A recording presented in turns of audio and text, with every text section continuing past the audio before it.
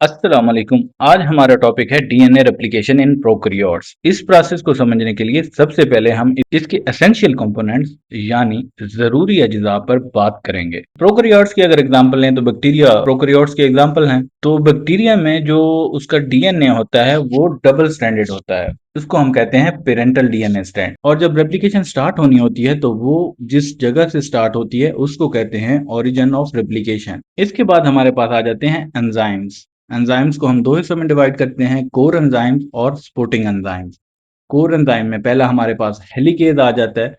Helicase को DNA B भी कहा जाता है। जब हम प्रोटीन्स की बात करेंगे तो हम बताएंगे कि डीएनए बी को हेलिकेज कहा जाता है।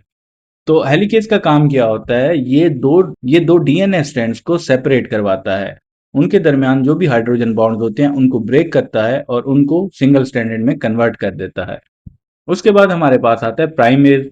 प्राइमेज जो डीएनए पॉलीमरेज 3 होती है वो खुद से पॉलीमराइजेशन स्टार्ट नहीं कर सकती, उसको चाहिए होता है एक starting site 3 prime hydroxyl group उसको चाहिए होता है, जिसके लिए प्राइमेज हमारे आरएनए के शॉर्ट प्राइमर सिंथेसाइज करती है। ये primer 3 prime hydroxyl group available करते हैं जो कि डीएनए पॉलीमरेज 3 यूज करती है। और डीएनए पॉलीमरेज 3 ही मेन एंजाइम होता है जो कि पॉलीमराइजेशन या डीएनए सिंथेसिस करवाता है। इसके बाद डीएनए पॉलीमरेज 1 भी होती है इसके अंदर, जो कि इन आरएनए प्राइमर्स को रिमूव कराती है और बाद में गैप फिलिंग के लिए काम आती है। इसके बाद हमारे पास डीएनए लाइगेज आती है। तो रेप्लिकेशन में हमारे पास दो स्ट्रैंड्स बनते हैं, लीडिंग और लैगिंग।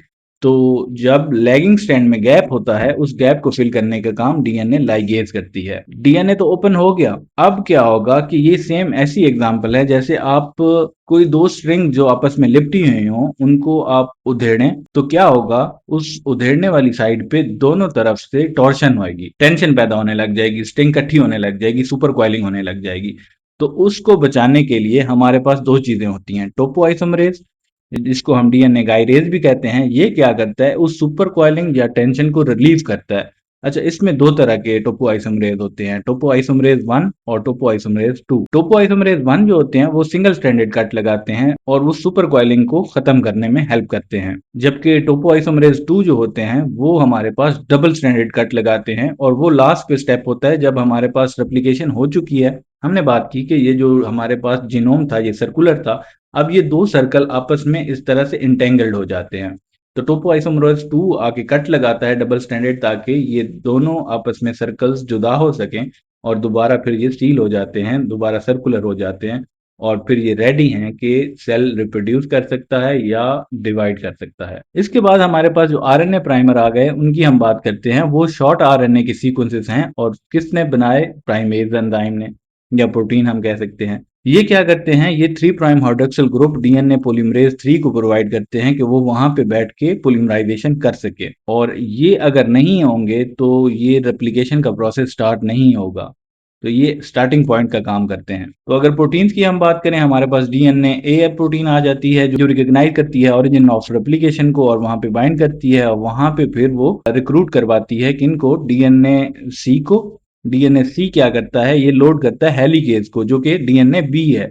अब डीएनए बी जब आएगा तो ये हाइड्रोजन बॉन्ड्स को ब्रेक करेगा और वहां पे अनवाइंडिंग होगी या रेप्लिकेशन बबल बनने लग जाएगा। अब रेप्लिकेशन बबल या रेप्लिकेशन फॉक उसको हम कहते हैं, ये एक वाई शेप्ड रीजन होती है जहां पे रेप्लिकेशन स्टार्ट होती है। तो इस सारे प्रोसेस के अंदर दो तरह के स्ट्रैंड बनते हैं, एक होता है लीडिंग स्ट्रैंड और एक होता है लैगिंग स्ट्रैंड।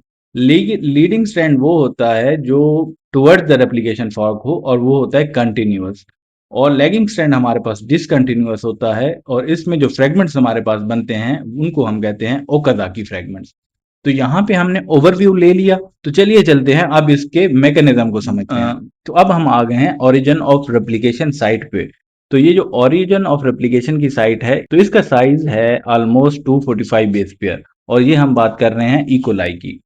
तो इस रीजन को डिवाइड किया गया है दो हिस्सों में। पहली है 80 रिच रीजन जिसके अंदर 13 मर्स की 3 साइट्स हैं, और ये 13 मर्स यहाँ पे ये मेंशन है, 5 प्राइम टू 3 प्राइम इनकी डायरेक्शन है।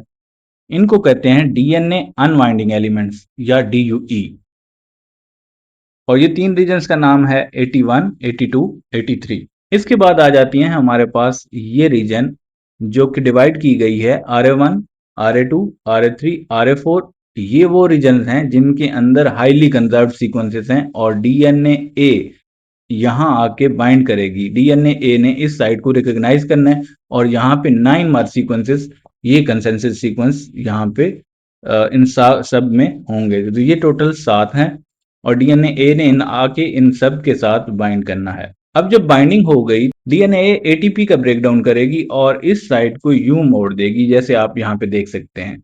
ये जो एटी रिच रीजन है, ये यूं एक लूप सा बनेगा और यहाँ पे टॉर्शनल स्ट्रेस आ जाएगा, जिसकी वजह से क्या होगा कि हमारे पास जो एडेनिन और थाइमिन के दरमियान डबल बॉन्ड है वो ब्रेक होने लग जाएंगे और ये वाली जगह ओपन अप हो जाएगी। जैसे ही ये ओपन होगी तो डीएनए सी क्या करेगा, डीएनए बी जो कि हमारे पास हेलिकेज एंजाइम है, इसको रिक्रूट करेगा और यहाँ से अब ये जिप की तरह इसको ओपन करने लग जाएगा और एक रेप्लिकेशन फॉर्क यहाँ पे बन जाएगा। चलिए अब इसको यहाँ पे देखते हैं इस डायग्राम में। तो बैक्टीरिया का डीएनए जो हमारे पास था, जिसको हमने पेरेंटल स्ट्रैंड भी कहा, ये डबल स्ट्रैंडेड था।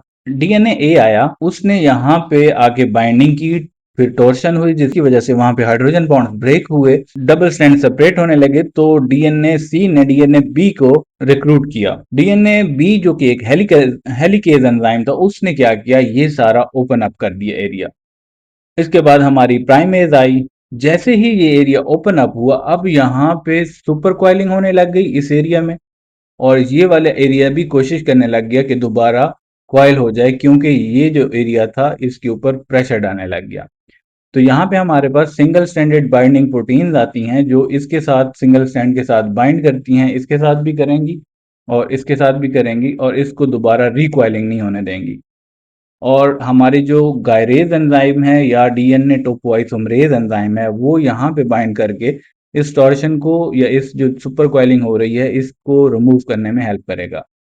अब क्या होगा कि जो हमारा यहाँ पे हमने बात की कि हमारी जो रेप्लिकेशन होती है वो 5 प्राइम टू 3 प्राइम में होती है। तो यहाँ पे ये 3 प्राइम है ऑलरेडी, इसका दूसरे स्ट्रैंड का यहाँ पे 5 प्राइम शुरू होगा। तो प्राइमेज एंजाइम क्या करेगा, यहाँ पे एक प्राइमर सिंथेसाइज करेगा और डीएनए पॉलीमरेज यहाँ पे बाइंड करेगी, जब जो कि उसको 3 प्राइम हाइड्रोक्सिल ग्रुप मिल गया है इस प्राइमर की वजह से, तो वो यहाँ पे पॉलीमराइजेशन करती आएगी टूवर्ड्स द रेप्लिकेशन फॉर्म। तो इस स्ट्रैंड को हमने कह दिया लीडिंग स्ट्रैंड। तो लीडिंग स्ट्रैंड हमेशा 5 प्राइम टू 3 प्राइम डायरेक्शन में टूवर्ड्स द लीडिंग फॉर्क होता है। और हमारे पास अब दूसरा आ गया लैगिंग स्ट्रैंड, जिसमें ये जब ओ यहां तक ओपन हुआ था तो प्राइमेज ने 5 प्राइम टू 3 प्राइम का प्राइमर यहाँ पे सिंथेसाइज कर दिया और पोलीमरेज ने इस डायरेक्शन में इसको सिंथेसाइज किया। उसके बाद जब ये रीजन ओपन हुई तो प्राइमेज ने यहाँ पे प्राइमर सिंथेसाइज किया और पोलीमरेज ने फिर इस डायरेक्शन में एक्सटेंड किया। अब यहां तक करके वो छोड़ देता है और यहाँ पे एक गैप रह जाता है जिसको बाद में डीएनए लाइगेज ने सील करना होता है। अब ये सारा प्रोसेस हमारे पास 3 स्टेप्स में डिवाइडेड है, जिसको हम कहते हैं इनिशिएशन।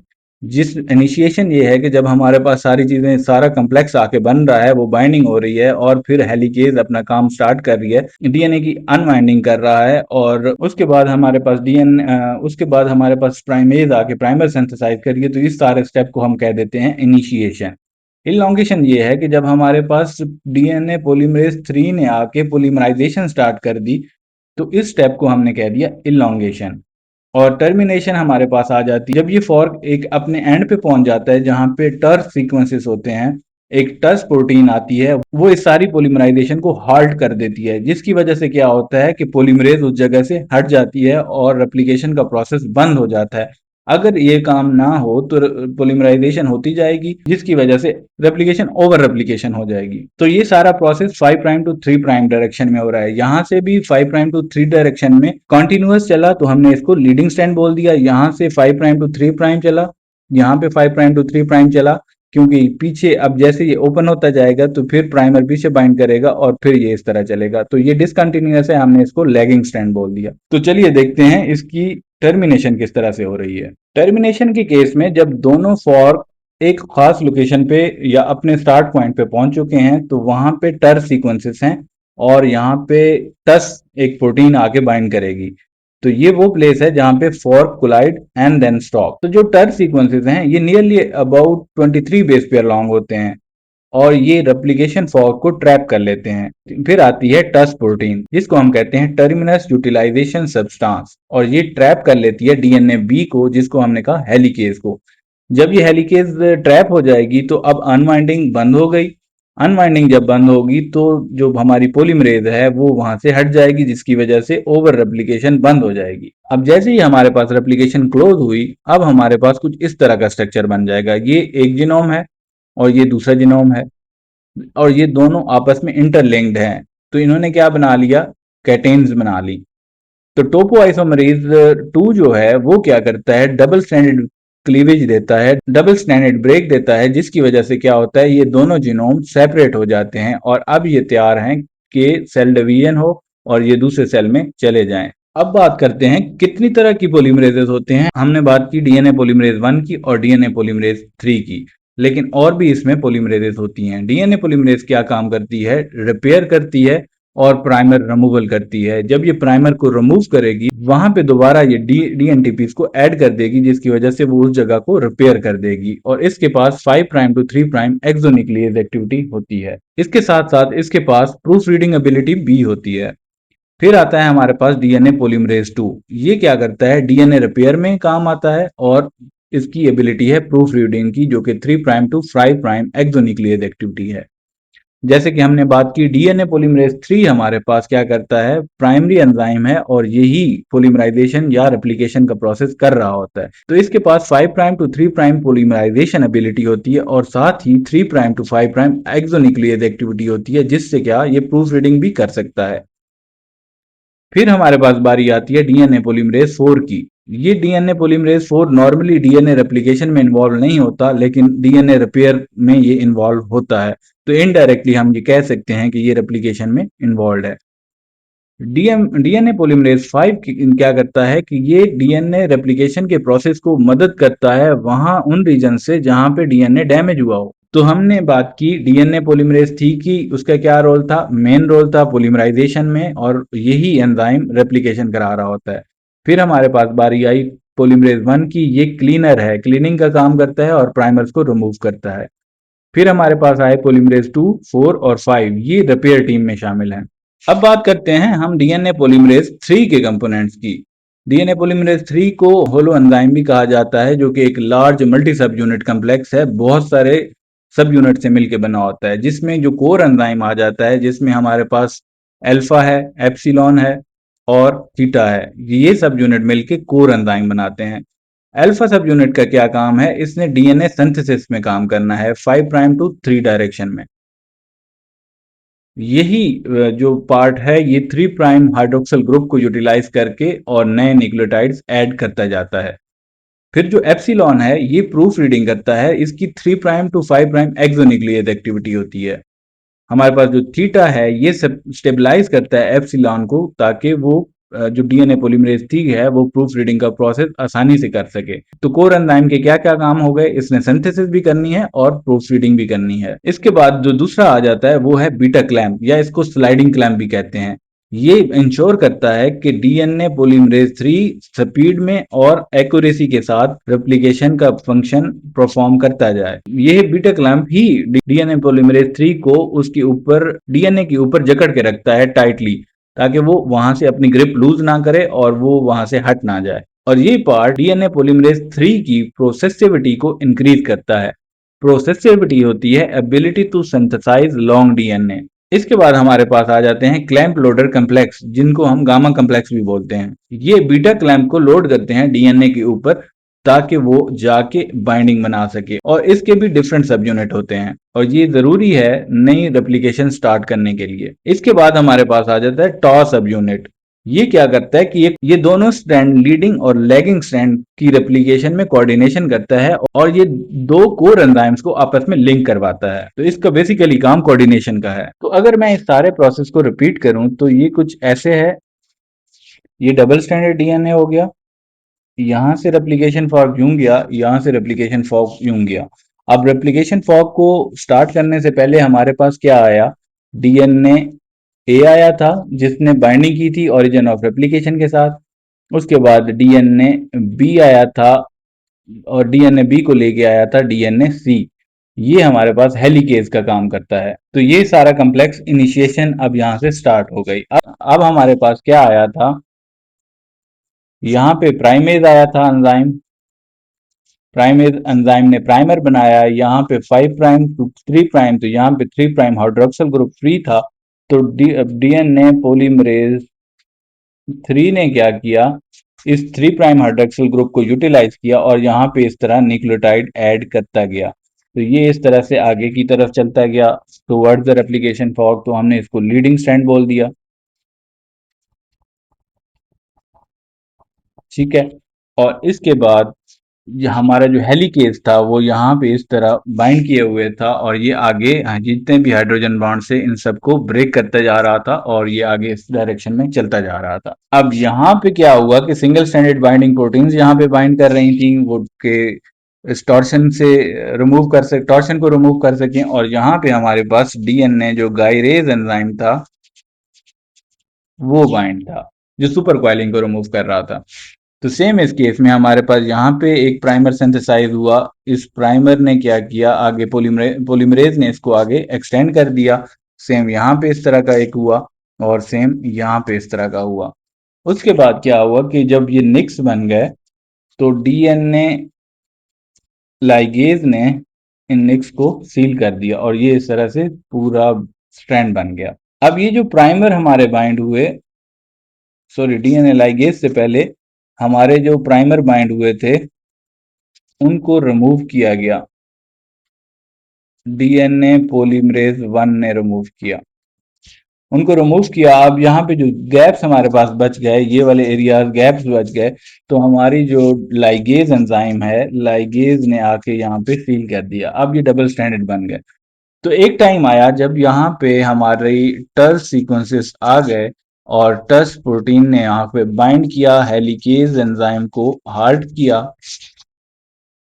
और ये जिसकी वजह से पोलीमराइजेशन का प्रोसेस स्टॉप हो गया, और पोलीमरेज वहां से जगह छोड़ के चली गई, जिसकी वजह से क्या हुआ, कुछ इस तरह की स्ट्रक्चर हमारे पास बन गई। अब ये दो जीनोम हैं, ये पेरेंटल स्ट्रैंड था, और ये हमारे पास न्यूली सिंथेसाइज कह लें।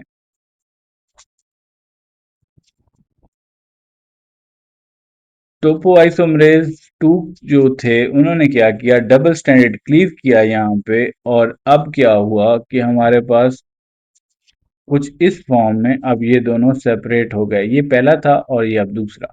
अब ये तैयार हैं कि बैक्टीरिया रेप्लिकेट करे और ये दोनों जीनोम डिफरेंट उसमें सेल्स में चले जाएं। तो ये था रेप्लिकेशन का प्रोसेस प्रोकैरियोट्स में। चलिए अब देखते हैं डीएनए रेप्लिकेशन को इस एनिमेशन के साथ। तो डीएनए डबल स्ट्रैंडेड होता है और आपस में इन हाइड्रोजन बॉन्ड से जुड़ा होता है, जिसमें यहाँ पे एडेनिन और थाइमिन का आपस में डबल बॉन्ड होता है, गुआनिन का और साइटोसिन का ट्रिपल बॉन्ड होता है, और फिर साइडों पे फॉस्फोडाइस्टर बॉन्ड होते हैं जो कि बैकबोन बना रहे होते हैं। तो डीएनए की जो रेप्लिकेशन होती है वो सेमी कंजर्वेटिव होती है, और ये दोनों strand as a template act करते हैं। एक लीडिंग स्ट्रैंड बन जाता है और एक लैगिंग स्ट्रैंड बन जाता है, और ये सारा process 5 prime to 3 prime direction में हो रहा होता है।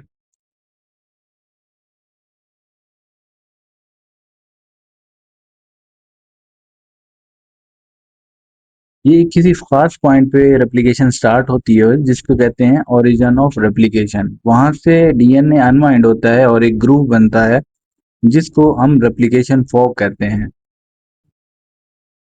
यहाँ पे हमारी सारी मशीनरी, जिसमें हमारी प्राइमेज आ जाती है, हमारी पोलीमरेज आ जाती है, हमारे सिंगल स्टैंडर्ड बाइंडिंग प्रोटीन्स आ जाती हैं, वो यहाँ पे आके बाइंड करती हैं।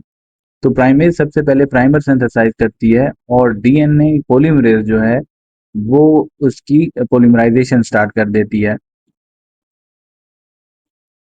हेलिकेज जो एंजाइम जो होता है वो सेपरेट करता जाता है बोथ स्ट्रैंड्स को, दोनों स्ट्रैंड्स को ओपन करता जाएगा, और सिंगल स्ट्रैंडेड प्रोटीन जो हैं इनको स्टेबलाइज करते जाएंगे, वो वाले बैंड जो ओपन हो चुके हैं। इसके बाद डीएनए गायरेज एंजाइम जो है वो हमारा टोर्शन को रिमूव करता जाएगा सुपर वाइलिंग, ताकि वहां पे ना हो सके। अब इस तरह डीएनए पोलीमरेज पोलीमराइजेशन का प्रोसेस करती जाएगी और नया डीएनए सिंथेसाइज होता जाएगा। डीएनए क्लैंप लोडर जो है अब ये कोऑर्डिनेशन का काम कर रहा है यहाँ पे दोनों पॉलीमरेज के दरमियान में। प्राइमर के बगैर डीएनए पॉलीमरेज न्यूक्लियोटाइड नहीं ऐड कर सकती, इसलिए प्राइमर का होना जरूरी है। यहाँ पे फिर एक कंटिन्यूअस सिंथेसिस होती है, उसको लीडिंग स्ट्रैंड बोल दिया जाता है। और जहाँ पे डिसकंटिन्यूअस हमारे पास पॉलीमराइजेशन हो रही है, उसको लैगिंग स्ट्रैंड हम बोल देते हैं। और ये सेगमेंट्स में होती है, इन सेगमेंट्स को कहते हैं ओकाज़की फ्रेगमेंट्स। जगह जगह प्राइमर लगा दिए जाते हैं और पॉलीमराइजेशन फिर उन प्राइमर से आगे पॉलीमरेज उन प्राइमर से आगे पॉलीमराइजेशन करती जाती है। ये प्रोसेस बार बार कंटिन्यू करता जाता है और इस तरह से हमारा पूरा जीनोम सीक्वेंस रेप्लिकेट कर लेता है। डीएनए पॉलीमरेज 1 आती है और वो आरएनए प्राइमर्स को रिमूव कर देती है, फिर वहां पे न्यूक्लियोटाइड ऐड कर देती है और लाइगेज आके उस निक को सील कर देती है।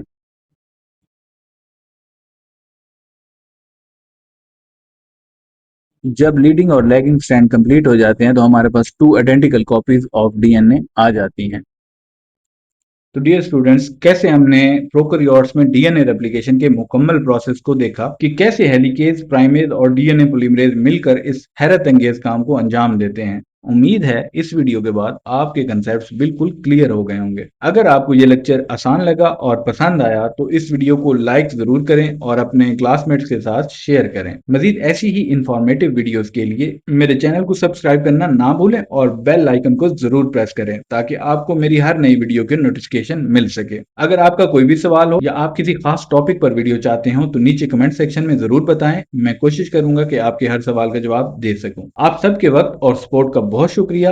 मिलते हैं अगली वीडियो में एक नए टॉपिक के साथ। तब तक के लिए अल्लाह हाफिज।